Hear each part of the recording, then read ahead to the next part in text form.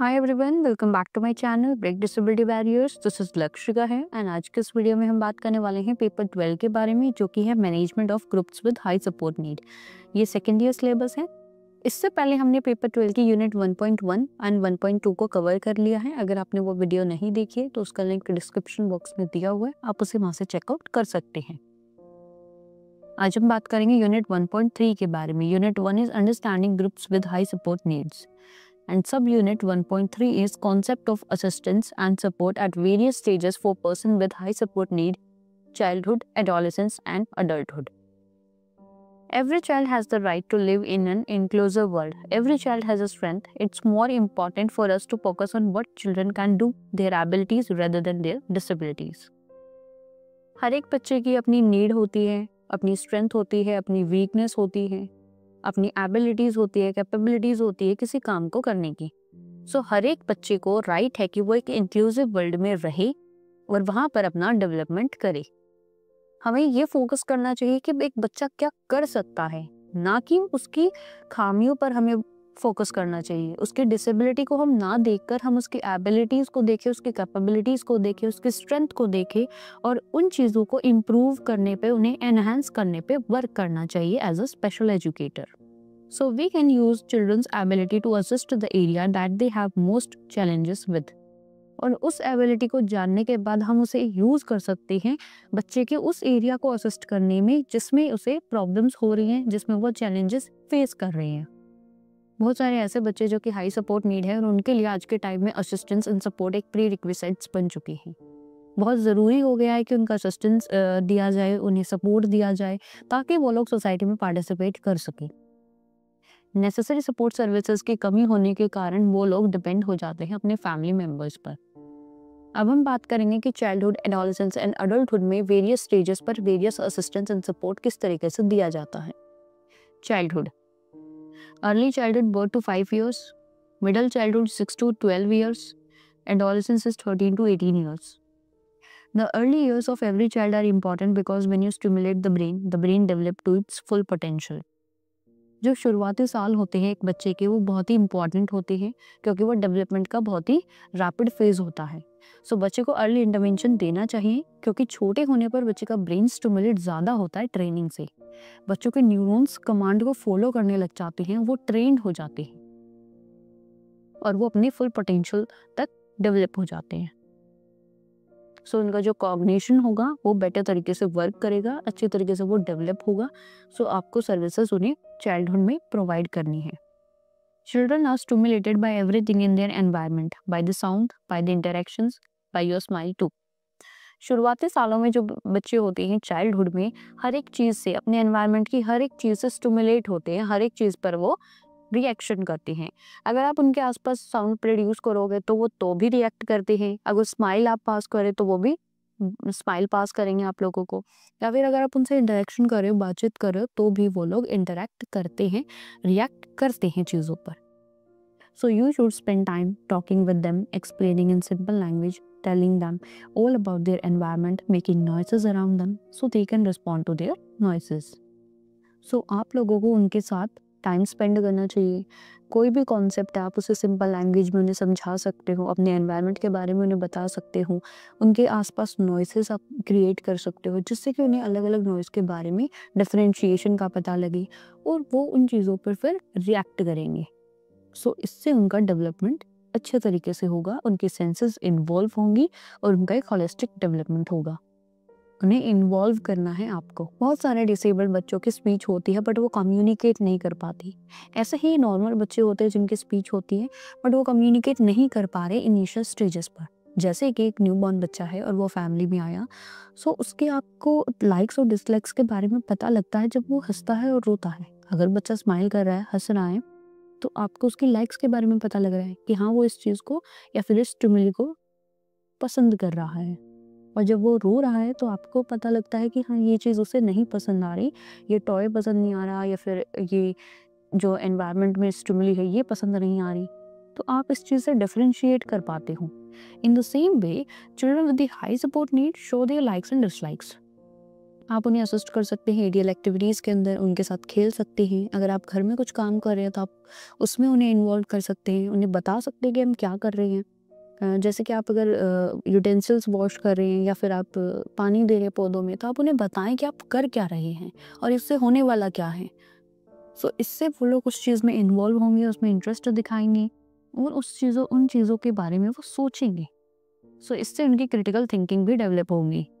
आपको उन्हें इन्वॉल्व करना है चीज़ों के अंदर। आप पिक्चर्स भी दिखा सकते हैं किसी भी एक्टिविटी की, उनके साथ टिकलिंग कर सकते हैं, हग कर सकते हैं उन्हें, उनके साथ आप रिस्पॉन्ड करो ताकि वो लोग आपको रिस्पॉन्ड करें और एक इंटरेक्शन बिल्डअप हो और उनका डेवलपमेंट सही तरीके से हो। उन्हें एक लविंग एनवायरनमेंट देना बहुत ही ज़रूरी है, क्योंकि एक इनिशियल स्टेज होती है बच्चे के डेवलपमेंट की। सपोर्ट सर्विसेज, अब हम बात करेंगे कि बच्चों को कौन कौन से सपोर्ट सर्विसेज देनी चाहिए चाइल्डहुड से। First is education support. आप एजुकेशनल सपोर्ट दे सकते हैं चाइल्डहुड से ही बच्चों को, जैसे कि आप आईबी कंडक्ट कर सकते हैं, इंडिविजुअलाइज्ड एजुकेशन प्रोग्राम। इसमें आप वो गोल डिसाइड करें जो बच्चे को नहीं आते और फिर उन गोल्स को आप, उन एक्टिविटीज़ को आप कराएं, जिससे कि बच्चे का डेवलपमेंट होगा, वो उन एक्टिविटीज़ और गोल्स को सीखेंगे। आप इंक्लूसिव एजुकेशन दे सकते हैं, अर्ली इंटरवेंशन सर्विसेज दे सकते हैं चाइल्डहुड से ही। अगर बच्चे की कंडीशन सीवियर है तो आप होम बेस्ड सर्विसेज प्लान्स को अडॉप्ट कर सकते हैं। हेल्थ केयर, रेगुलर चेकअप कराना चाहिए ताकि डेवलपमेंट और हेल्थ के बारे में पता किया जा सके कि कंडीशन क्या चल रही है बच्चे की। स्पेशल हेल्थ सर्विसेज प्रोवाइड कराएं, अगर नीड के अकॉर्डिंग स्पेशलाइज्ड डॉक्टर से ट्रीटमेंट दिलाना चाहिए। आप स्पीच थेरेपी दिला सकते हैं, ऑक्यूपेशनल थेरेपी दिला सकते हैं, फिजिकल थेरेपी दिला सकते हैं, फिजियोथेरेपी। सो जो बच्चे की नीड है उसी के अकॉर्डिंग उन्हें थेरेपीज और सर्विसेज प्रोवाइड कराएं और उनका हेल्थ चेकअप रेगुलर बेसिस पर कराएं। फैमिली सपोर्ट, गाइडेंस देनी चाहिए फैमिली को बच्चे की डिसेबिलिटी के बारे में, उसकी कंडीशन के बारे में, उसके कॉन्सिक्वेंसेस के बारे में।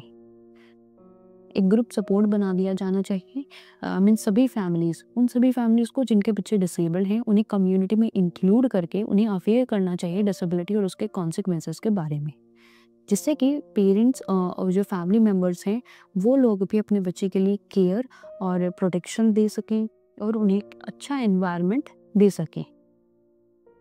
असिस्टिव डिवाइसेस, हम बच्चे की नीड के अकॉर्डिंग असिस्टिव डिवाइसेस का यूज़ कर सकते हैं, जैसे कि सेरेब्रल पाल्सी या फिर लोकोमोटर डिसेबिलिटी वाला बच्चा है तो उसके लिए हम व्हील चेयर का यूज़ कर सकते हैं। हियरिंग इम्पेयरमेंट है तो उसे साइन लैंग्वेज हम यूज़ कर सकते हैं। ऑडियो विजुअल एड्स का हम यूज़ कर सकते हैं, हेयरिंग एड्स का हम यूज़ कर सकते हैं, टेप रिकॉर्डर का। सो इस तरीके से असिस्टिव डिवाइसेस का हम यूज़ कर सकते हैं बच्चों को सर्विसेज देने में। Next is adolescence. High support need adolescence will require some level of help and support throughout their life. जो हाई सपोर्ट नीड बच्चे होते हैं जिन्हें बहुत ही ज़्यादा लेवल पे सपोर्ट की ज़रूरत होती है, उन्हें एडोलेसेंस के स्टेज पर आकर एक लेवल पे सपोर्ट और असिस्टेंस की नीड पड़ती है अपनी पूरी लाइफ में। Professionals and family working together must identify the individual support to ensure that the young child is an active participant in all aspects of their life and make meaningful progress. Professionals and family को दोनों को मिलकर एक साथ work करना चाहिए और दोनों को ये चीज़ें आइडेंटिफाई करनी चाहिए कि बच्चे को एक एक्टिव पार्टिसिपेंट बनाने में कितना सपोर्ट चाहिए। इंडिविजुअल लेवल पर ये चीज़ें देखनी चाहिए और बच्चे का हर एक एरिया में, हर एस्पेक्ट में उसका डेवलपमेंट हो, वो एक्टिव पार्टिसिपेंट बने और एक मीनिंगफुल प्रोग्रेस वो करे। Young children with disability have unique needs and challenges. जो बच्चे यंग होते हैं यानी कि एडोलसेंट स्टेज में होते हैं और डिसेबल्ड होते हैं, उनकी यूनिक नीड्स होती हैं और वो बहुत ही अलग चैलेंजेस फेस करते हैं। जैसे कि आपको पता है कि एडोलसेंट स्टेज जो होती है वो स्ट्रेस एंड स्ट्रॉम की स्टेज होती है और जब जो बच्चा डिसेबल्ड है उसके लिए तो ये और भी ज़्यादा स्ट्रेसफुल स्टेज होती है। सो उन्हें इस एज में ज़्यादा केयर की, ज़्यादा नर्चर और एक लविंग एनवायरनमेंट की ज़रूरत होती है। उन्हें सपोर्ट की ज़रूरत होती है, असिस्टेंस की ज़रूरत पड़ती है। इम्पेयरमेंट में अगर in cognition, motor, sensory function and occur in combination of each other. और इस स्टेज में आके जो इम्पेयरमेंट होती है वो उनकी कॉग्निशन लेवल पे भी हो सकती है, जो कि उन्हें सोचने समझने में प्रॉब्लम क्रिएट करेगी।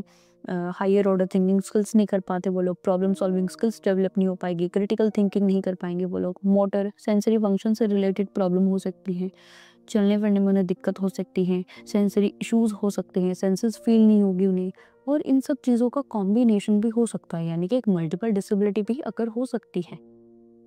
Many of these young children struggle to communicate their bonds and needs, to freely move their body to access and engage their world.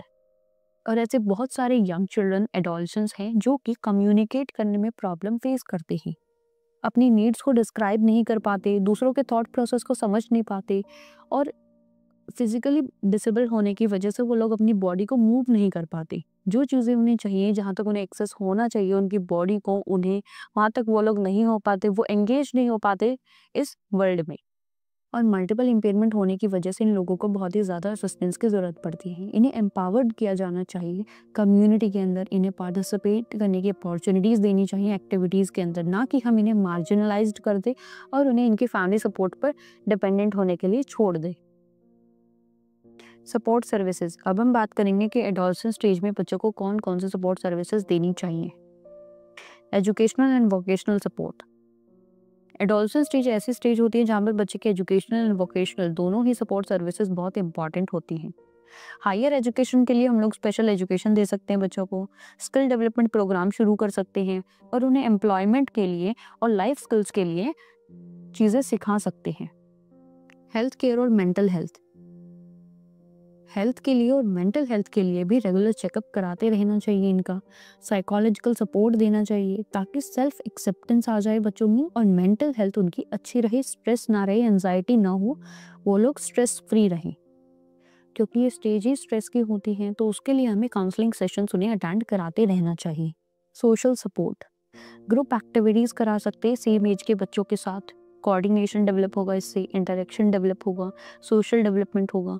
Community में पार्टिसिपेशन करा सकते हैं, जैसे कि स्पोर्ट्स में, क्लब में, ऐसी एक्टिविटीज़ हम कराएं जिससे उनका कोऑर्डिनेशन और इंटरेक्शन ज़्यादा डेवलप हो और वो लोग अपना सोशल डेवलपमेंट कर सके, एंगेज हो सके वो लोग एक्टिविटीज़ के अंदर। इंडिपेंडेंट लिविंग स्किल्स, ट्रेनिंग देंगे हम लोग उन्हें ताकि एडियल एक्टिविटीज़ को वो लोग इंडिपेंडेंटली परफॉर्म कर सके।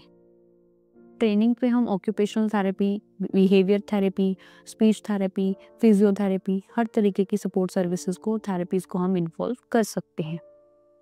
इसके अलावा हम एक साइन लैंग्वेज इंटरप्रेटर को हायर कर सकते हैं जो कि हेयरिंग इम्पेयरमेंट बच्चों को हेल्प करेंगी, सपोर्ट करेंगी। एक एडवोकेट को हायर कर सकते हैं जो कि इंटेलेक्चुअल इम्पेयरमेंट पर्सन को हेल्प करेगा उसकी मनी को और उसकी चॉइसेस को मैनेज करने में। पर्सनल असिस्टेंस भी हम लोग बच्चों को दे सकते हैं डिवाइसेस का यूज़ करके, असिस्टिव डिवाइसेस का यूज़ करके, जैसे कि व्हील चेयर का, ताकि एक पर्सन एक जगह से दूसरी जगह जा सके और अपने मीटिंग्स को अटेंड कर सके, अपने वर्क को कर सके।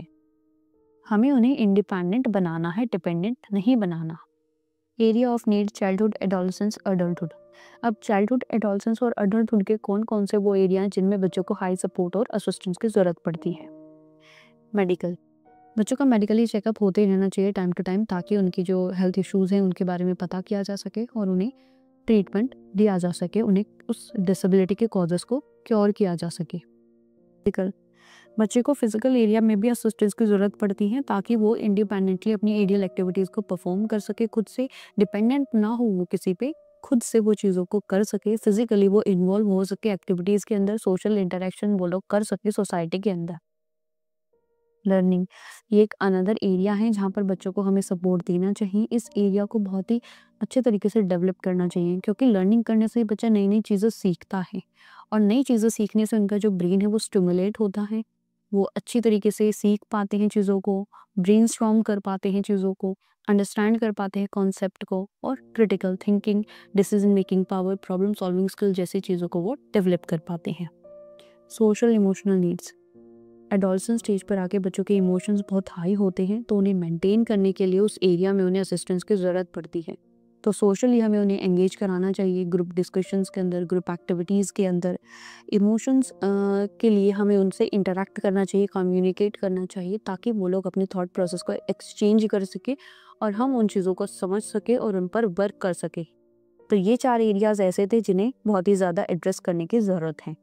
होलिस्टिक डेवलपमेंट करके सभी एरियाज़ को हम डेवलप कर सकते हैं इंडिविजुअल लेवल पे, और उन्हें इम्प्रूव करने पर हम फोकस करें ताकि वो इंडिपेंडेंट हो सके और स्किल्स को गेन कर सके।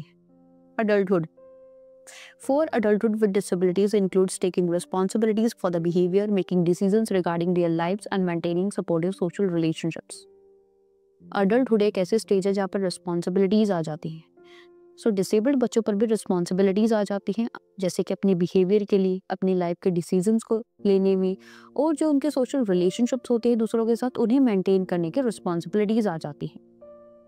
इन home support services provide assistance to adults who live with their families, recreational outing, assistance with personal care, money management and employment.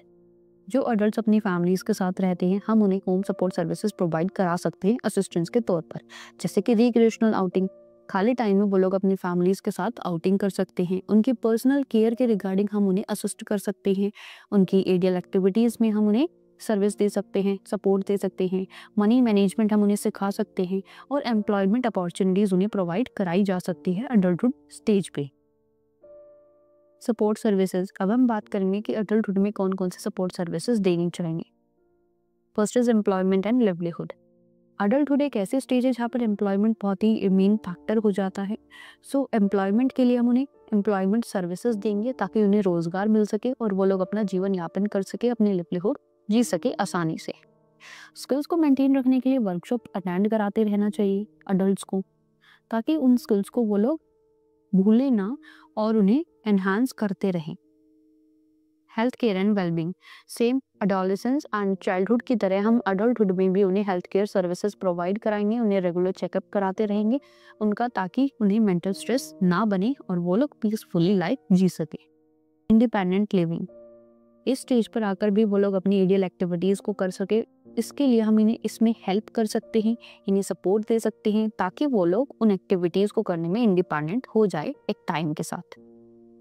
Social and community participation, society में पार्टिसिपेशन कराना चाहिए उनका, उन्हें अपॉर्चुनिटीज़ देनी चाहिए। सोशल नेटवर्क इस्टेब्लिश कर सकते हैं हम लोग, जैसे कि फैमिली, फ्रेंड्स, कम्युनिटी के बीच में हम डेवलप कर सकते हैं इन चीज़ों को।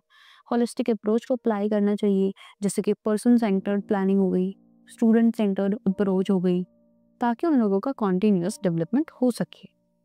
सम of the common type of assistance and support services include, अब हम कुछ कॉमन टाइप के असिस्टेंस और सपोर्ट सर्विसेज को पढ़ेंगे जो कि सभी स्टेजेस में प्रोवाइड की जा सकती हैं। कम्युनिटी एक्सेस, हम डिसेबल्स का कम्युनिटी में एक्सेस करा सकते हैं, उन्हें डे केयर सेंटर पे सर्विसेज प्रोवाइड कर सकते हैं, ताकि वो लोग इंटरेक्शन मेंटेन कर सकें और अपना सोशल डेवलपमेंट कर सकें। इंडिपेंडेंट लिविंग, इसके लिए हम उन्हें आइडियल एक्टिविटीज़ में सपोर्ट कर सकते हैं, असिस्टेड डिवाइसेस का यूज़ कर सकते हैं। Assistance with self care, house hold care, mobility and community participation, हम डिसेबल्स को असिस्टेंस दे सकते हैं सेल्फ केयर एरिया में, जो कि खुद को मेंटेन करने की स्किल्स होती हैं, उन एरियाज़ में हम उन्हें सपोर्ट दे सकते हैं। हाउस होल्ड केयर उन्हें सिखा सकते हैं, यानी कि घर के कुछ काम सिखा सकते हैं, उनमें उन्हें हेल्प कर सकते हैं, उन्हें समझा सकते हैं कि कौन सा वर्क किस तरीके से होता है। मोबिलिटी, अगर किसी को इशू है तो उन्हें हम असिस्टेड डिवाइसेस प्रोवाइड कर सकते हैं, थेरेपीज़ उनकी करा सकते हैं, ऑक्यूपेशनल थेरेपी, फिजियोथेरेपी, या फिर हम उन्हें व्हील चेयर, क्रचेस का, केन्स का, इनका यूज़ करा सकते हैं। कम्युनिटी में पार्टिसिपेशन उनका करा सकते हैं, उन्हें इन्वॉल्व कर सकते हैं ग्रुप एक्टिविटीज़ के अंदर, ग्रुप डिस्कशंस के अंदर और अवेयरनेस कैंपेन के अंदर। रेसिडेंशियल सपोर्ट सर्विसेज, हम उन्हें ऐसे सपोर्ट सर्विसेज प्रोवाइड कर सकते हैं जिससे कि वो इंडिपेंडेंटली इंस्टीट्यूशनल सेटिंग में रह सके और वहाँ वर्क कर सके। रेस्पाइट सर्विसेज, एक शॉर्ट टर्म के लिए हम ब्रेक दे सकते हैं उन लोगों को सभी चीज़ों से, ताकि वो लोग पीस पा सकें। Support in educational and employment, हम उन्हें एजुकेशन और एम्प्लॉयमेंट सेक्टर में हेल्प कर सकते हैं, जैसे कि क्लासरूम में हम उन्हें हेल्प करें एजुकेशन के लिए, और एम्प्लॉयमेंट के लिए हम उन्हें वर्क प्लेस पर सपोर्ट दे सकते हैं, असिस्टेंस दे सकते हैं।